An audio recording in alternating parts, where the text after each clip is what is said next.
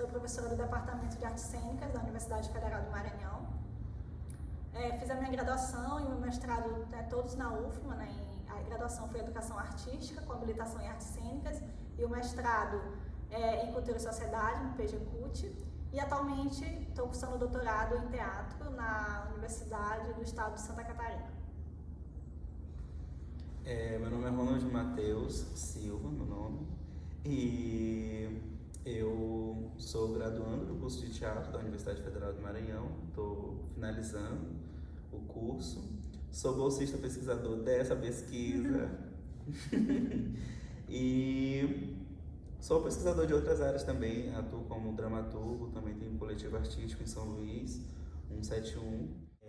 A pesquisa iniciou aqui mesmo, né? A gente está no SESC, uma unidade do SESC onde tem o teatro, e aí estava tendo uma palestra do Jandir e da professora Cássia Pires, e eles estavam falando sobre tradição e contemporaneidade, né? E aí e o Jandir, ele é uma pessoa que ele não é acadêmico, então ele não tem essa fala muito acadêmica, né?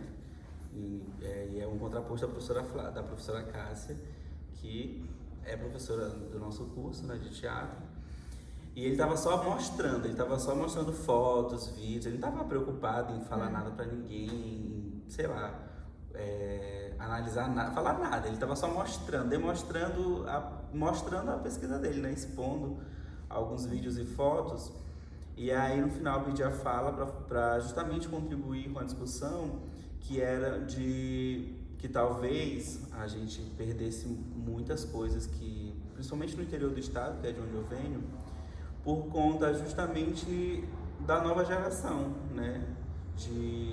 Dessa nova geração de 2000 para cá, que talvez não tenha muito interesse em manter algumas tradições vivas, né? Que era a principal discussão, por exemplo, do dia, né? Da mesa. E aí eu falei de uma outra manifestação que tinha na minha comunidade. Eu sou de Estandarte, do município de Cândido Mendes, daqui do Maranhão.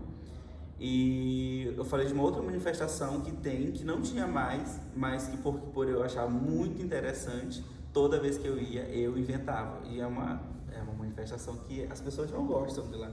Eu até cheguei a comentar na disciplina. E eles não gostam, porque meio que é para atazanar a vida das pessoas, né, de madrugada. E eu adoro, então toda vez que eu vou, eu trago. E aí quando eu tô lá, as pessoas já sabem, então elas já se preparam. Então tem toda essa coisa de também eu ser essa figura que tenta, de uma certa forma, resgatar. É a manifestação do Serra Velho, que na verdade ela acontece no período após o Carnaval, né, após o Carnaval. E ela consiste em fazer uma simulação, eu vou dizer, uma encenação de um velório de velhos, né, que já são avós, né, ou de pessoas que já são avós, né, avós e avós. E aí a gente faz uma simulação, a gente chama a pessoa, isso de madrugada, a gente chama eles de madrugada nas portas, nas janelas. Se eles responderem, aí a gente começa. Aí tem o grupo que faz a oração, o grupo que canta, o grupo que chora, e aí depois a gente vai fazer o testamento desses, como se aquelas pessoas que a gente tivesse chamado, elas estivessem ali, né, mortos, né? E aí a gente começa, aí no final a gente vai fazer a divisão dos bens da pessoa, a gente divide as pessoas da família, tipo, pra quem fica não sei quem, pra quem fica a casa. E tipo assim, por muitas pessoas isso é bem visto. Alguns vêm pra janela e assiste, sorri, brinca, oferece café. Tem gente que não gosta. Já jogaram água, já correram atrás da gente com facão. É uma loucura, né? Eu acho o máximo. E aí, enfim, eu fui falar sobre essa manifestação. Aí ele perguntou de onde eu era. Falei, Estandarte. Aí ele, já passei uma temporada em Estandarte. Aí eu, como assim, gente? Estandarte é o fim da rota do Maranhão.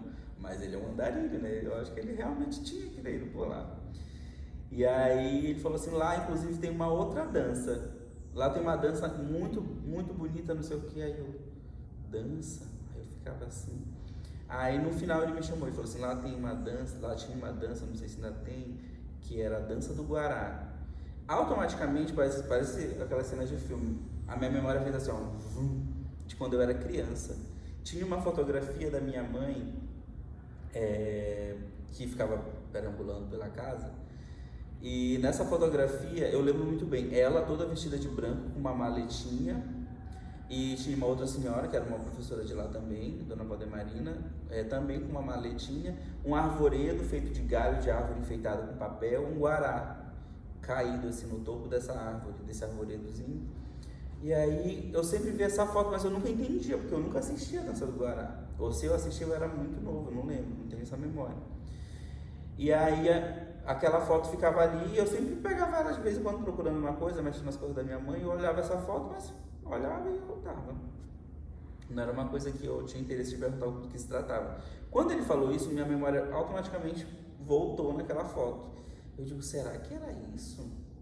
Aí quando eu saí daqui, aí ele falou assim, passa na casa de Niozinho, que é o museu onde ele é o diretor.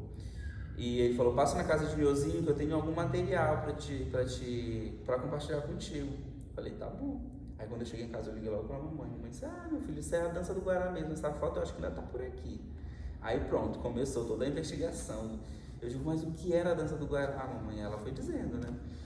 E então, basicamente, o movimento que começa a dar início à pesquisa é esse, né? Mas assim, não fui na casa de Niozinho, também, eu fui só, aí eu falei com a minha mãe, ela me disse do que se tratava, eu fiquei fascinado, mas parou ali.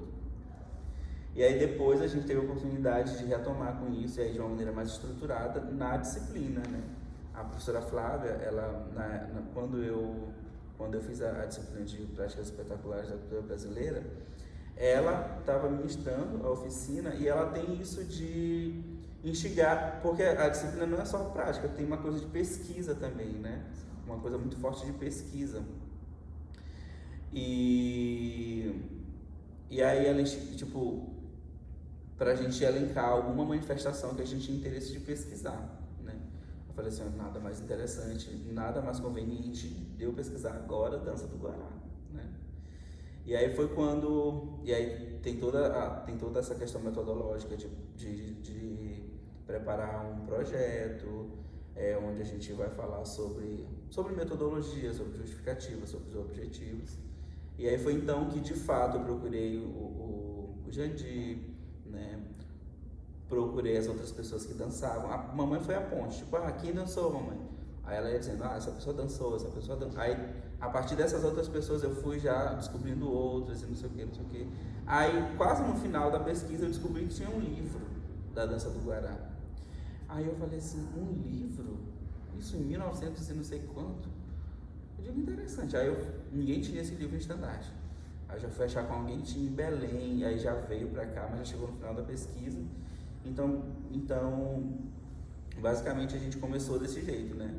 E aí a partir disso, para a disciplina a gente precisava escrever um artigo como trabalho final, né? E aí eu fiz um artigo um pouco mais extenso, né, que falava sobre a estrutura da dança, sobre a origem, não sei o quê. Também fazia esse paralelo com a etnocenologia, né, por conta dos estudos.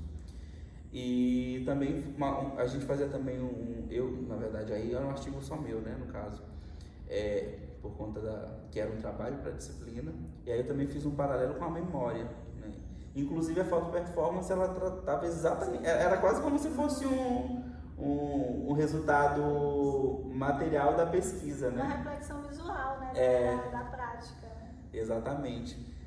A foto-performance na verdade era uma sequência de fotos, né? Era uma foto colagem onde eu tô na verdade é em Raposa essa foto.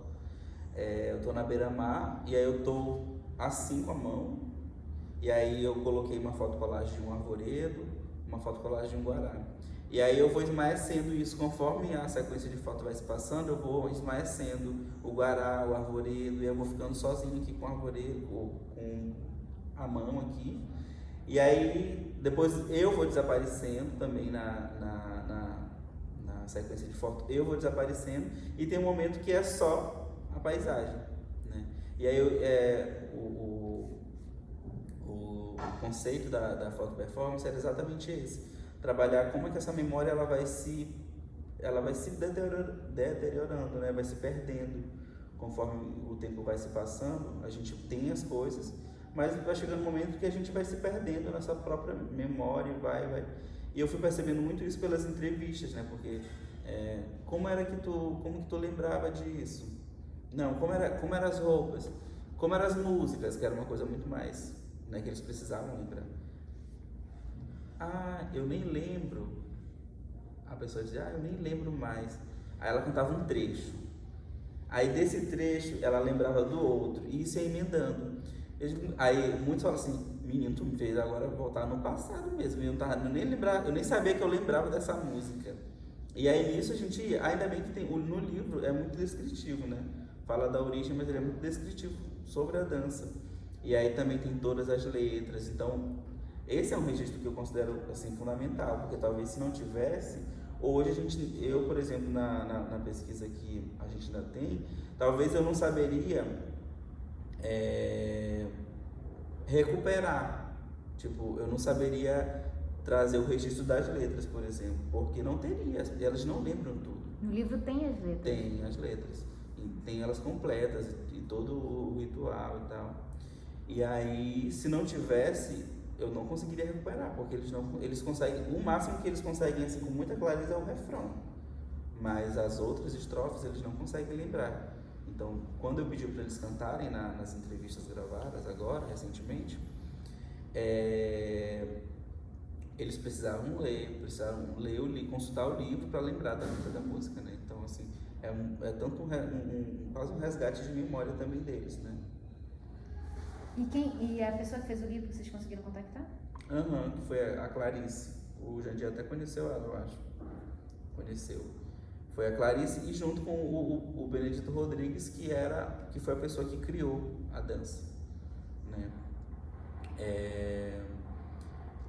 E quando eu falei com a Clarice, tem uma história assim que ele, enquanto ele cozinhava, enquanto ele fazia as coisas de casa, varria a casa, não sei o que, ela estava lá correndo atrás dele com um caderninho anotando, porque ele mesmo entendeu que era necessário registrar aquilo, porque uma hora ia se perder, né? E que bom, porque alguns anos depois ele veio a falecer, né? E aí, por exemplo, se a gente não tivesse registrado isso, a gente nunca teria esse material de que a dança do Guará existiu e tal. Por exemplo, quando a geração da minha mãe e das pessoas da idade dela morressem, né? Isso ia se acabar, né? Porque a minha geração mesmo desconhece a dança do Guará. Tu falou que eles estavam fazendo trabalho na escola? Chegou o momento que a escola... E aí tem uma relação... Porque assim, vem do cordão de bichos, né? Que inclusive eu consulto a mãe da professora Flávia, que é uma especialista em cultura popular aqui do Maranhão. E aí o cordão de bichos, ele tem em vários lugares, mas ele especificamente ele é da região amazônica, né? O cordão de bichos. E aí é a dança do bicho, né? Daquele determinado bicho, né? O Jadico mandou vários, tem o tigre, tem a onça, tem o próprio guará em outro lugar, depois eu fui descobrir. Tem o próprio guará, muito diferente do guará de estandarte, mas é um cordão de bicho também.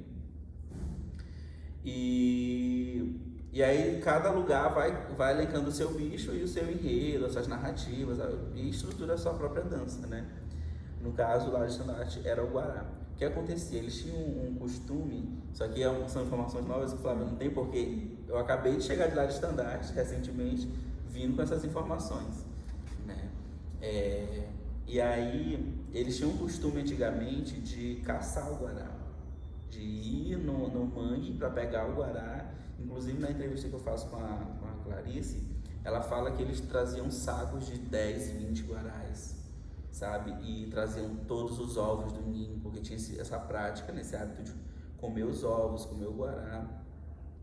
E a escola entra nisso, já tinha a dança do guará, mas mesmo como uma própria manifestação de lá. E a escola, vendo que isso já estava se configurando como um problema, né, porque já estava se vendo pouco o guará por lá, aí eles tiveram a necessidade de tratar sobre o tema, né, da preservação ambiental na escola, né, na comunidade estandarte, e aí principalmente por conta do guará, por conta dessa matança, né, que tinha muito forte. E aí ela convidou o Edson, que é o Benedito Rodrigues, E aí eles foram montar a dança do Guará, mais levando em consideração essa temática, né, da preservação ambiental. E aí, enfim, aí a escola começou a trabalhar com a dança do Guará 3, 4 anos, né, já fazia parte, inclusive, das ações pedagógicas da escola, porque todas as disciplinas do currículo se entrelaçavam com o assunto, né, ficou, inclusive, com assuntos interdisciplinares, é um projeto da escola. Tem esse outro braço da disciplina, né? A disciplina é uma disciplina muito cheia, né? Por mim, ela teria 120 horas, né? É 90? Pra poder ministrar. Ela tem 90? Ela tem 60. Ah. Então, a gente tem experiência, a gente estuda a teoria, a gente produz fotoperformance, faz transposição didática, ainda tem a pesquisa que eles fazem, né? Cada um desenvolve uma pesquisa ao longo da disciplina. Eu chamo de esqueleto de projeto, porque não dá tempo de fazer um projeto de verdade, mas traça os parâmetros principais e eles vão para cá para fazer a investigação, né, no decorrer da disciplina inteira. Então é uma coisa que a gente começa bem no inicinho, nas primeiras semanas da disciplina, pensar essa pesquisa para eles poderem apresentar no fim e a gente vai acompanhando o processo todo. Então tem esse braço da disciplina. Mas o que eu queria falar sobre a dança do Guará, né, que é mais uma das possibilidades desses cordões de bicho amazônico que Ronald citou, é que nesse movimento aqui da escola, né, de trabalhar a dança do Guará a partir de uma perspectiva mesmo pedagógica, educativa, de conscientização ambiental, a gente vê o movimento de como é que essas danças elas vão surgindo e elas vão se articulando ao contexto onde elas estão inseridas, sobretudo para refletir o ambiente, né? Porque o enredo da dança do Guará, ele traz toda a problemática que a comunidade vive, né? Que é a caça predatória em exagero e a necessidade de uma educação ambiental, né? De uma relação mais conscientizada, né, com o animal.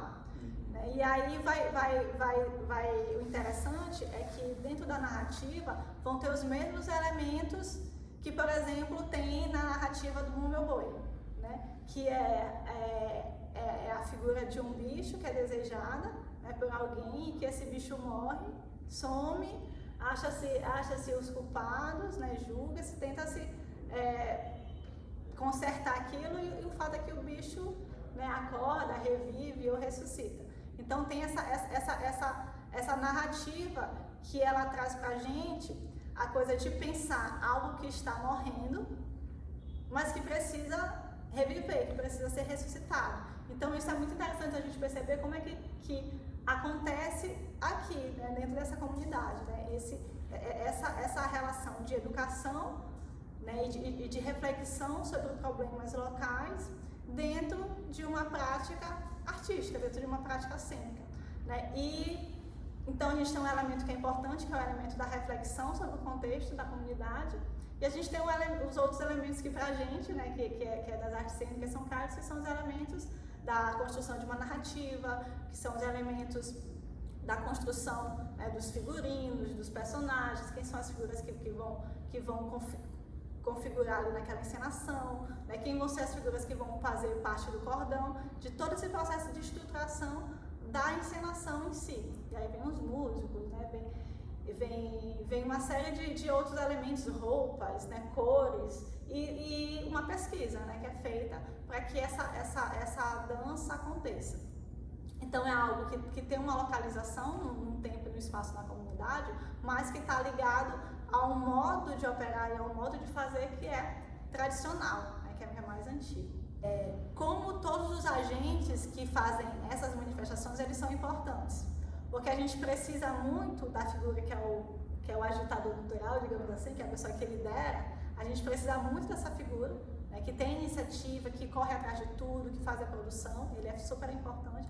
Mas a gente precisa, sobretudo, da comunidade que abrace a temática e que se jogue na história, né, que se lance, que se disponibilize a arcar com os custos, né, porque, em geral, são as próprias pessoas que compram as suas roupas.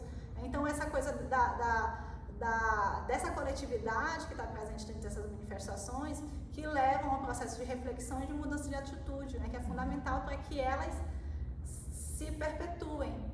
E aí eu queria tocar no ponto de que a escola ela tem uma importância também nesse sentido, né? Porque quando a gente perde o agitador cultural, e esse agitador cultural não deixou uma segunda pessoa, né, para poder dar continuidade nesse ciclo de tradição, porque a gente precisa dessas pessoas, a escola ela vai ter esse papel fundamental que é de resgatar. No caso, o Ronald também tem uma parcela de contribuição gigantesca dentro da comunidade, que o fato dele estar pesquisando, dele estar perguntando, dele estar fazendo as pessoas lembrarem isso, faz com que a comunidade abra os olhos, relembre e enxergue novamente a importância disso, né?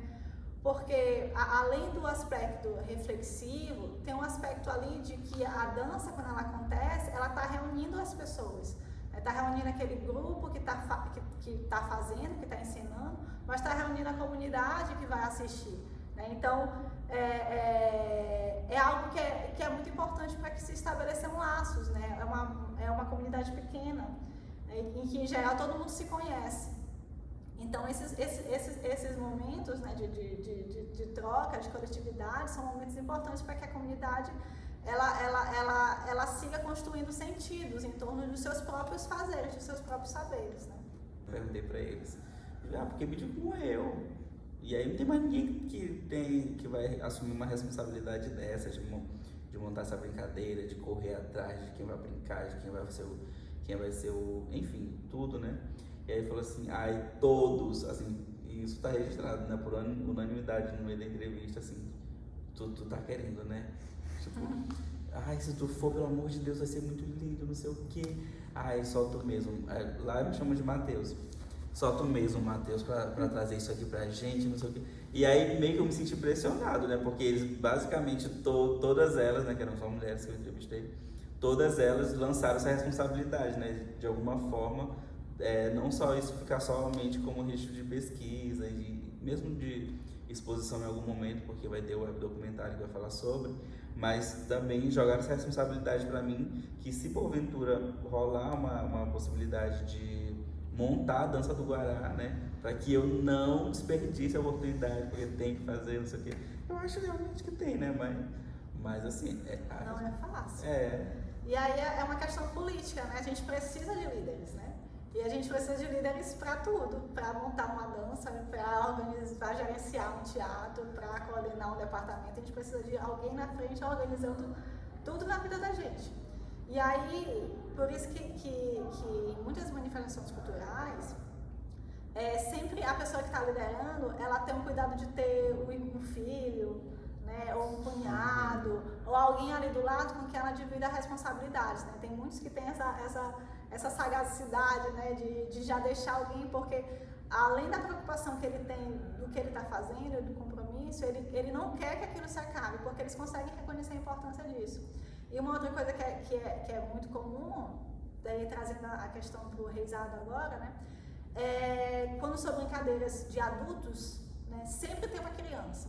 Né, sempre tem uma criança, ou seja, essa preocupação com a continuidade. Então, se tu for assumir a função de botar dessa do Guará, tu já tem que assumir com alguém do teu lado. Por quê? Porque você não divide as responsabilidades, porque não é fácil, assim, né? Uma pessoa que coordena uma brincadeira, ela tem que ter, sei lá, muito saber, e tem que ter pulso, ela tem que gostar, ela tem que ir atrás de muita coisa para poder organizar. Não é fácil, não é fácil.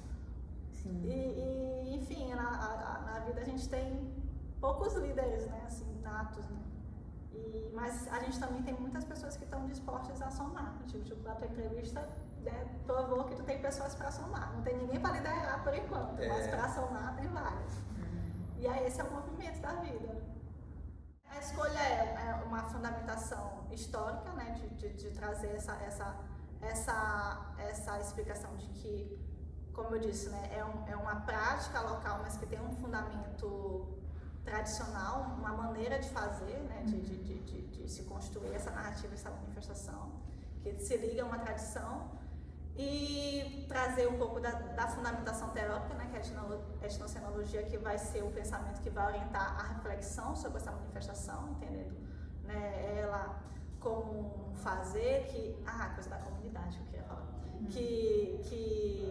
que traz justamente isso que é o espírito de comunidade. A gente dividiu ele primeiro numa contextualização histórica, né, para falar um pouco sobre a origem, como é que isso nasce, da onde vem, né, que vem do cordão de bichos amazônicos.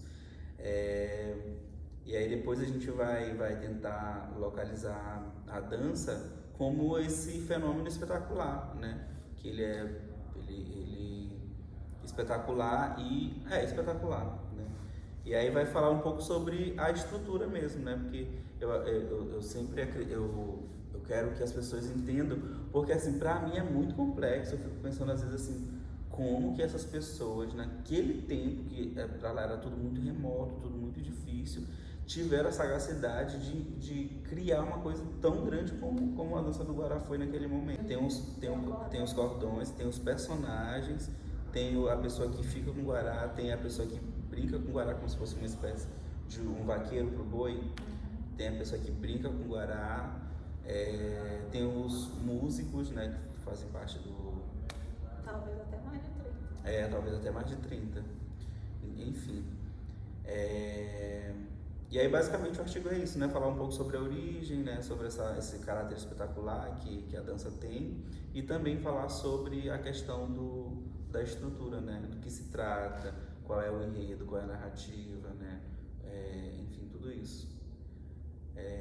Não é um artigo muito, porque a revista também ela tem essa especificidade de artigos mais compactos, né, talvez não tenha essa estrutura de um artigo mais acadêmico, né, nesse sentido, né, com resumo, abstract, enfim, mas é isso. É um artigo corrido. A dança do Guará, como a professora Flávia falou anteriormente, ela é muito parecida com o Puma Meu Boi, né, assim, na estrutura.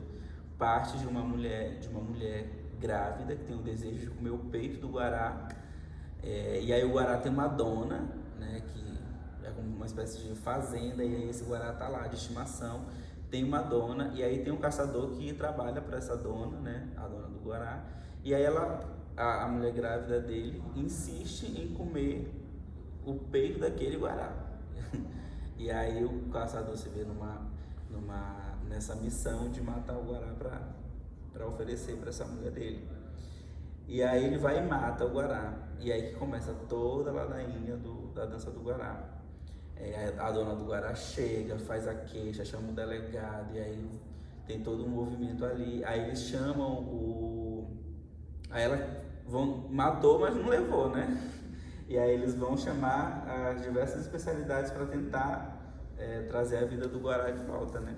Aí chama pajé, chama cigana, chama índio, aí chama o médico, aí o médico traz as enfermeiras e eles conseguem, né, aplica uma injeção no Guará, aplica uma injeção no Guará e aí ele revive, né, ele retoma a vida dele. Então, e aí é quase como se fosse eu vejo muito mais, assim, talvez com um olhar um pouco contaminado pela academia, né, eu vejo muito mais como um espetáculo de teatro, né, que tem música, que tem dança, porque o enredo inteiro é uma dramaturgia, sabe? É uma dramaturgia, porque todas as músicas, na verdade, são falas, né, são falas cantadas, né? Então, e aí tem o cordão que faz uma espécie de coro, né? A primeira música é do Guará. Então tem a ladainha, tem a licença, que é quando toda brincadeira pede licença para o público para entrar, não sei o quê.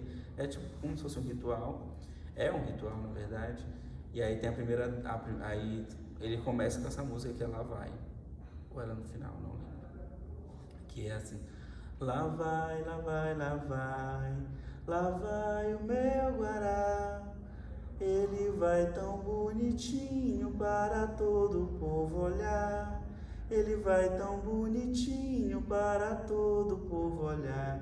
E aí vai, aí o Guará chega na quadra e tal, e aí começa a montar tudinho, né? E aí por exemplo, tem o desejo da mulher, é dividido em quadros.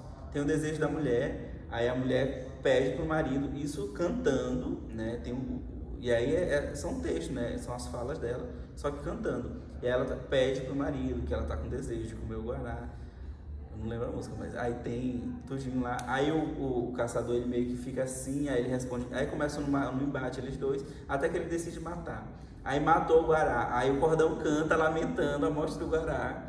E aí depois vem a dona do Guará, que lamenta também, e aí ela chama. Então tudo isso é feito, não é com falas, né? Tipo, no Bumba Meu Boi lá na cena, né, da Catilina, do Pai Francisco, pelo que eu já vi várias vezes, são falas, né? Eles estão falando, é uma encenação mesmo, né? Lá não, é tudo cantado. Então as músicas da Dança do Guará são as próprias falas deles, né? E aí aí o caçador responde, aí depois vem a enfermeira. Todo personagem, quando entra, ele tem a música, né? Que basicamente vai demarcar a função dele ali, além do figurino e do traje de cena dele. Tem a música também serve para demarcar também que personagem é aquele que está chegando agora, né? Entrou a mulher, e aí ela, na música, deixa claro que ela é a mulher do caçador, que ela está grávida, que ela tem um desejo, não sei o quê. Enfim, e aí basicamente todo o enredo ele é costurado por essas toda a narrativa é costurado por essas falas cantadas, né, que vai desenrolando toda a dramaturgia da Dança do Guará, né? O desejo, a morte, a denúncia, a ressurreição do Guará, até a grande festa que é no final, quando o Guará revive, todo mundo dança, não sei o quê. E basicamente é isso. Basicamente assim, né? Resumindo, porque A melodia você conseguiu resgatar, Ronald? Consegui. Como? Como eu fui com equipamentos, eu chamei a pessoa que cantava lá em 1971 pra frente, ela ainda tá viva, né? Na época ela era muito nova, hoje em dia ela tem mais ou menos a idade da minha mãe, deve ter uns 47 anos. E aí eu chamei outras pessoas e a gente conseguiu gravar eles cantando. A partir desse resgate do livro, das letras. Embora ela tenha anotado algumas coisas, mas ela não tem tudo. Ela mesma precisou consultar o livro, não sei o quê. E aí a gente conseguiu gravar as músicas, todas elas. Ou as principais de cada quadro. Do desejo, da morte, da ressurreição do Guará. Então basicamente é isso. É interessante essa coisa da história que é contada cantando, né? Uhum. Que vai lembrar também muitos pastores, né? Os pastores do Natal também é essa estrutura parecida, né? Tem os vários personagens que vão visitar Jesus, né? E cada um entra cantando a sua música. Então tem a primavera, tem os ciganos, tem os galegos, tem a borboleta. Então cada um vai entrar e vai cantar a sua música e depois vai até onde Jesus e vai apresentar o presente que ele vai levar para ele, né? Então tem essa coisa da encenação que é misturada com o canto, né? Que é o que o Mário de Andrade vai chamar das danças dramáticas, né? Que a gente também estudou um pouco, né? E aí a gente vai vendo que cada manifestação vai fazendo seus ajustes, né? Suas adaptações. E uma coisa interessante, né? Que tipo, a gente comparando essa estrutura dramática da dança do Guará com a do boi daqui de São Luís, que a gente chama de alto, né? É a coisa da atualização, né? Porque aqui no alto existe esse conflito entre a medicina e a pagelança, né? Então, no boi, quem ressuscita o boi não é o médico, né? O médico ele serve de pataquada, né? De caçoada, que ele vai e não consegue fazer nada, né? Então, a camada popular zombando da camada acadêmica, né? E já na dança do Guará, não. Né? Quem é a entidade que consegue, né, curar o bicho é a medicina. E aí a gente já consegue perceber por um pensamento que ele vai sendo alterado pela própria dinâmica social. Né? Então eu acredito que os cordões de bicho eles sejam manifestações um pouco mais recentes, né, do que em relação ao Bumba Meu Boi. Então talvez, é uma hipótese aqui, né, estou vislumbrando, talvez por isso, né, a gente tenha esse final do enredo um pouco que vai diferenciar um pouco, né? Fiquei pensando aqui sobre isso.